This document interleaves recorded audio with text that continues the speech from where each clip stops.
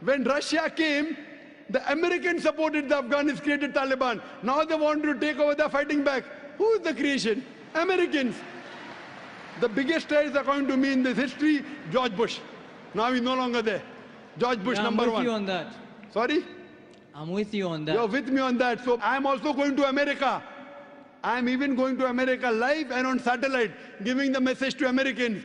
I was the first person that I know of in the public after 9/11 in Australia. I said, I'm a fundamentalist and I consider George Bush to be the biggest terrorist. It came at headlines.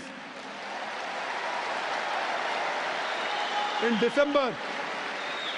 December 2001, when I gave a talk in Australia, when the Consul General asked me that what do you consider, who's a terrorist? I said George Bush number one. It came as headline, Dr. Zakir Naik calls himself a fundamentalist and considers George Bush to be terrorist number one. Now every Tom, Dick and Harry is calling him a terrorist. At that time, no one had the guts. What we realized, we are speaking the truth. Now whether George Bush, many people say, when I gave a talk in London on terrorism, very good talk, people enjoyed. A youngster comes and says, death to George Bush, death to George Bush. Full talk of mine gone. Our beloved Prophet Muhammad Sallallahu Alaihi Wasallam, there were two staunchest enemies of Islam.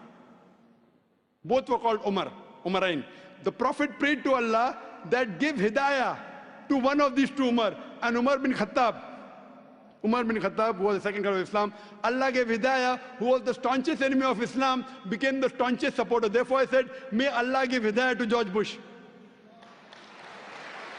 I can speak. I cannot give hidayah. I can tell him what he's doing is wrong. I don't want to kill him. I want him to accept Islam. Killing is useless. What's the use of killing? Accepting is better. So that's the reason we are giving the message. Those whose hearts are opening, they're accepting. Inshallah, God will open your heart also one day.